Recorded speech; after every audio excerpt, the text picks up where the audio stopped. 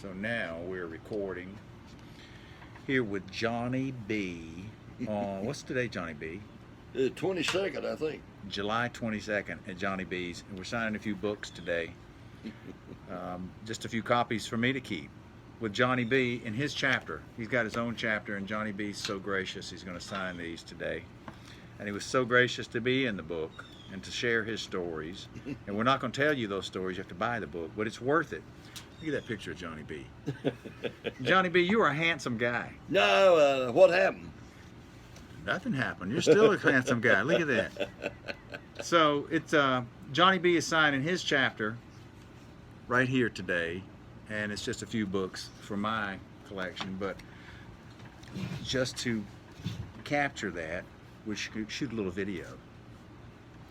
So Johnny B, I have to ask you something since you're going to be on camera here about it. And I thought coming over here, what would be the most important question to ask you first? You're really colorful, but what connects you to this book? Because what I mean is he has 1,000 million stories about rock and roll. The connection, though, for us to this is about the fact that you were associated with Bill Lowery.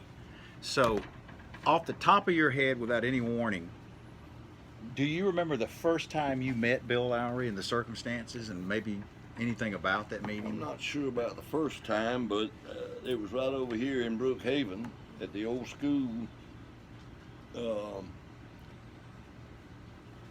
When I got out of the disc jockey business and came to Atlanta, Bill Lowery was the most influential person. I could go to him. I started my own publishing company, but I would go to him for advice. The man was so brilliant and had the best ear for hits. I mean, he could hear a hit, and I think he taught me how to hear, because Coloring Father, first time I heard it, I thought, oh boy, I'm not going to act like too excited. But then I heard another hit, Bertie Higgins, called Key Largo, but I got bumped out of that one. But that's all right, That's another story for the next book. That's another story for another time. But I mean, it's if I make it to July, I'll be 83, and God bless you. I want to tell everybody out there: if you don't know the Lord, get to know Him. From Johnny B's lips to yours. Gotcha. Johnny B, sign some books for us. All right. And I told Johnny B, he has a really a rock star signature. Look at that. Or a president's signature. Yeah, you can't read it. But it's a Johnny B. It's a Johnny B sig. Johnny, I gotta imagine many times you signed that. I'm picking up a book. Signed your name on many contracts. Somebody called me one time and said, that you were just on the Antique Roadshow? I said, I hadn't been on there. But some guy, and I know exactly what happened, the musicians' federal union headquarters was in Brunswick, and everything went through them. And what they did was, this guy, after they shut down, the guy went in and got a bunch of contracts, old union contracts, and one of them had my name on it. Wow. But the guy was trying to authenticate Jerry Lee Lewis's signature. Well, Jerry Lee came and played three or four shows for me down there. But he said that this was Jerry. He wanted to know if it was Jerry Lee's actual signature. And the guy said, well, it's possibly, and it's worth maybe $2,500. And I said, it ain't worth a penny. Jerry Lee didn't sign that contract. No. No. I mean, the artists were on the road and were too busy to sign contract. So it was like me and an agent just had, you know, an agreement. So that was a common thing to happen? Oh, yeah, yeah. I mean, who's coming off the road to sign a contract that we just booked 2 days from now? And these contracts were for live performances. Yeah. So it wasn't like publishing deals or No, record no, deals. no, It was live. probably a lower level of integrity for the signature, probably, because who wouldn't want to show up for their gig? Interesting. What did they? Was that signature inauthentic, or was it? I mean, did they? What did they judge it at the end of the show? I don't though? remember. But I but don't you could have remember. called in and taken care of that. I didn't even know they would. I didn't even know what was How going funny! How funny! You know? The level of your fame, how it stretches. Another one. Oh, So, Johnny B, out of everybody that you booked, everybody, and it's a tough summation, but you might already know your number one in your head.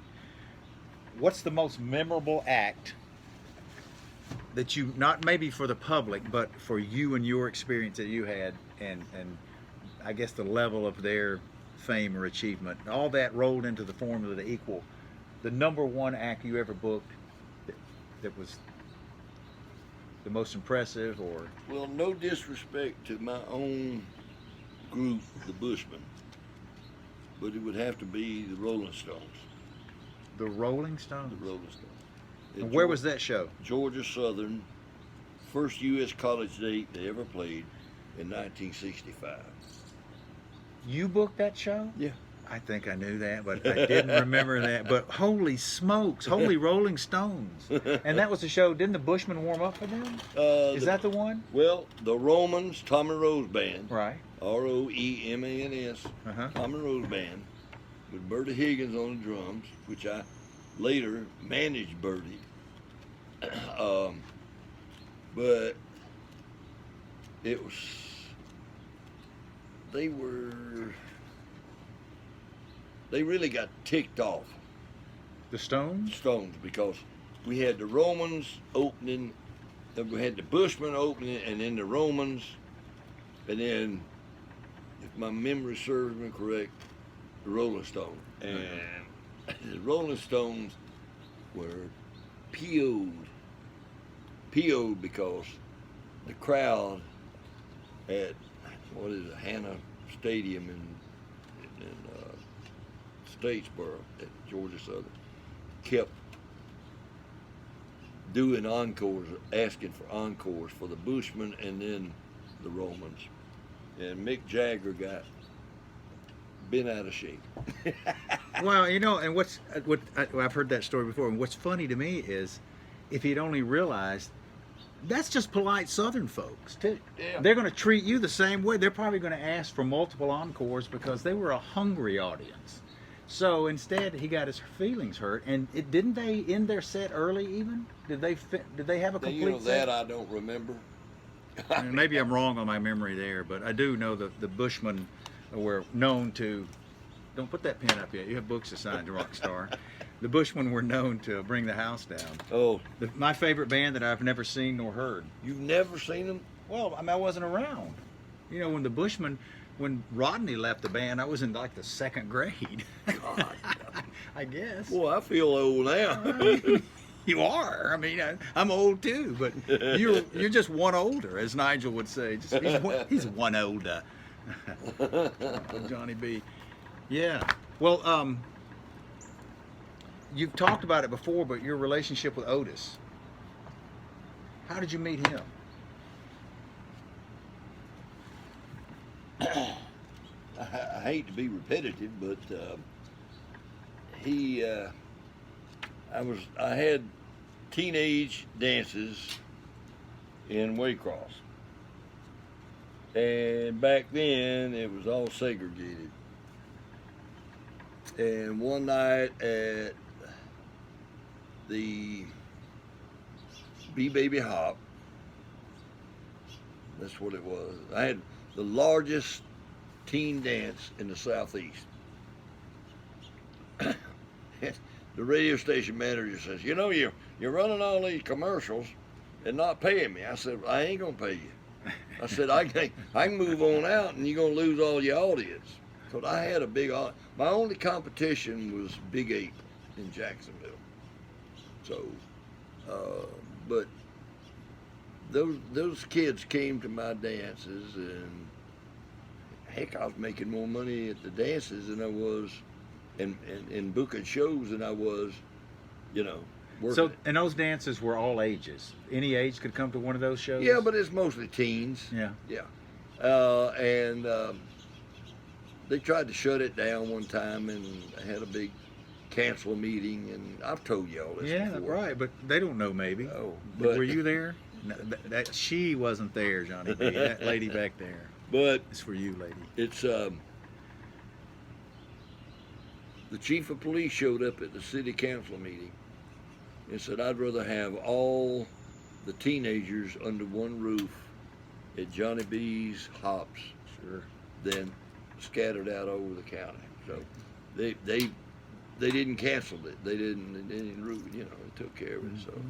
So but one night a young black kid, I just happened to be up at the front door with one of the policemen, and a young black kid wanted to get in, and of course couldn't because of segregation, and police turned him away. Well, I went over and talked to him. I said, son, I'm going to bring some talent in here for you and the black people of this community. And the first one I brought in was Otis Redding. And it was great. That's how Otis and I became good friends. Who was his manager, Johnny? Do you recall? Phil Walden. Phil Walden of Capricorn fame? Managed the Allman Brothers and everything. Yeah. Wow. Phil and I were pretty tight. Phil's he was a really good manager, and now since Phil has passed, Alan, his brother, handles all of the Capricorn stuff and everything. So, Wow. but it was, you know, it's great times, man. Absolutely. Just like radio, it's like my disc jockey friends like Kelly McCoy. Said those days are gone. Sure they are. Yeah. Never to come back. Yeah. And that's why stories like this, like yours and everybody else in this book, to capture those now. You know, nothing lasts forever. We're not going to be here forever. Oh no. And I'm finding that out every day. Yeah, and you know, it's just a time that will never be, especially for what Atlanta are you going to do music. with this video?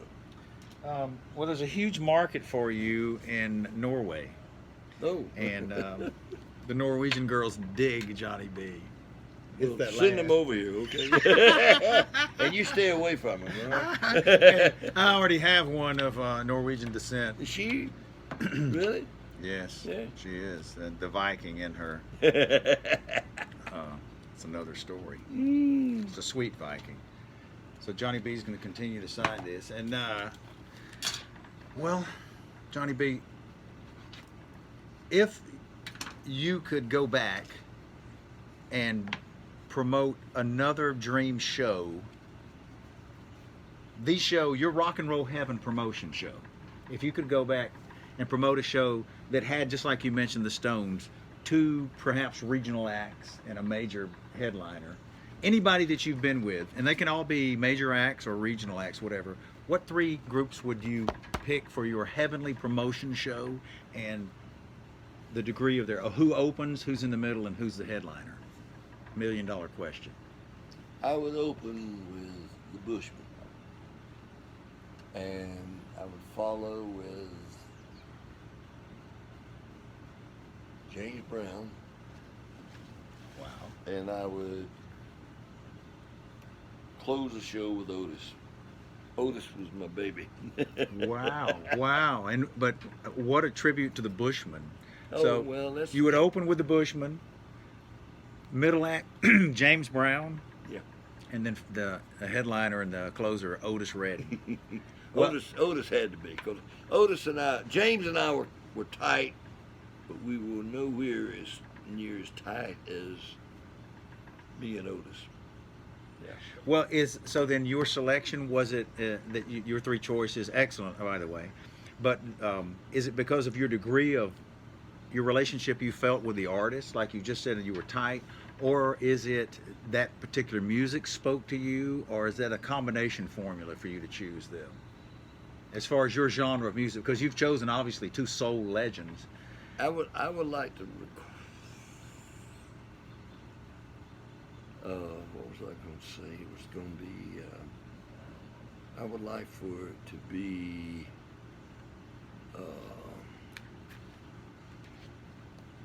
God, I had it in my mind. See what age does to you? Well, you know, it was a long run-on question, to be fair.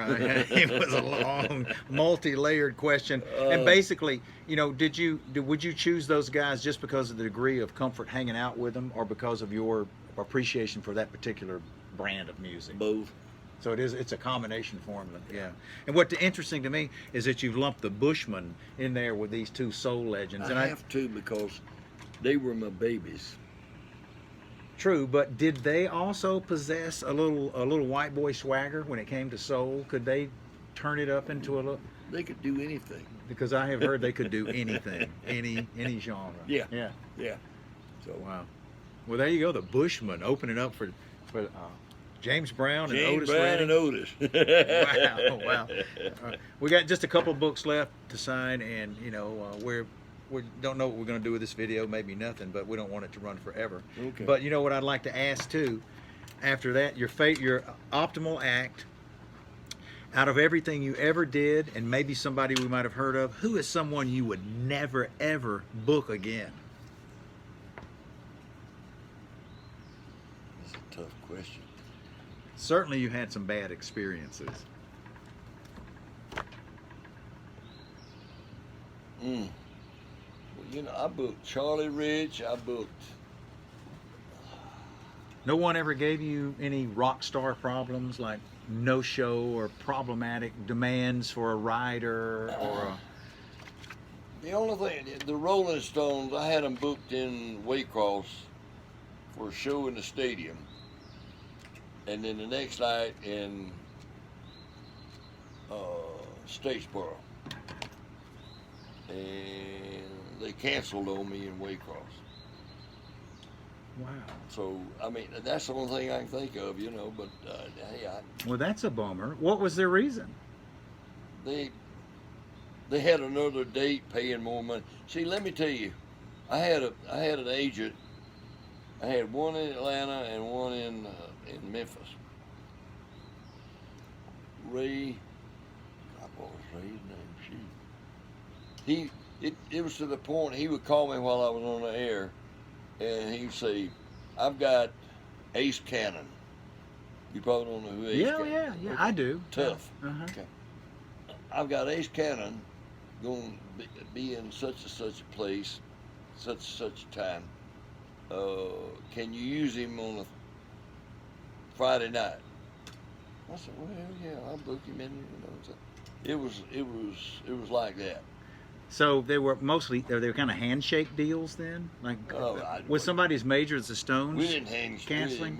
We didn't handshake. I think one of the agents here in Atlanta turned me on to the Rolling Stones date, and I knew one of the people in the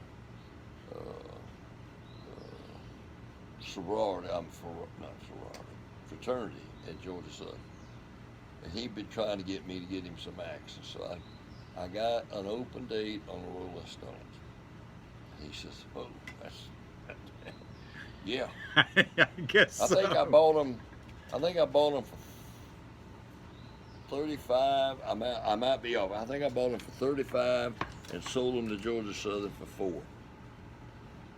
$4,000. $4,000. Mm-hmm. Wow. Wow. Mm. That's amazing. How many of those I got? 2 books left. Okay. How much time did I get for the contract I signed with you for signing these? I don't remember what your writer said about the amount of time you'd give me. Just joking. He's not getting anything. Yeah. Now I brought a T-shirt for him to give to his that favorite. ain't gonna get it. Cause I know how much that T-shirt cost you. Oh no, I forgot who I'm dealing with. I forgot who I'm dealing with here. Well, you know. Man, I just cut a deal with some company on the flip side of Color and Father. It's not the Amen Break. You know, you know the story Absolutely. about the Amen Break. Yes. Well, this is about, they're using this for I guess a kid's game. And they sent me a thing for a trailer. So I made a deal with them, and we're rolling. So No kidding. yeah, I mean it's very professional. And what are they going to do with it? Just put it in the game? Yeah. Yeah. Wow. So you're still into business. Can't get away from it. Can't get away till it's dying day, which ain't never going to happen. Yeah. Here we go. Last book, Johnny B, of number 20. Johnny B's been so kind to sign 20 of these specially Boy, it's available gonna books. cost him, I can tell you that. Well, let me tell you, I'm having some things monogrammed, so I know what it costs per letter. And I'll bet, I don't know. Last one. Johnny B, the classic, of course, for the, look at this, everybody. Johnny B. Johnny B, you are happening. You still are happening. Oh, I don't know. Happening doesn't go away. Once it's happened, it's still there. It floats around you. You are happening. You will always be happening. Well, Oh, wait, I lied. There is one last book. There was a lady who was nice enough to write an article about us in a paper. Oh. And so I've had all the other boys sign to her. Her name's Wendy. So if you'll sign your chapter to Wendy. And, how old is Wendy? you know, I don't know. She was a writer. Well, damn, man, don't come over here talking to me. I don't think that this Wendy is, she's a journalist. Journalist. So this is to Wendy. You know, W-E, Wendy. So anyway, journalists don't generally take too kind to us old cowboys like Wendy was kind enough. Here you go, Wendy. You're going to get to see this. She was kind enough to put an article in about us in a local thing over there. Rodney Mills has signed it. Rodney Justo, Johnny Williams, the co-author. Of course, I need to mention co-author Johnny Williams. I'm the other co-author, Andy Lee White. Johnny B. Mosses, the man.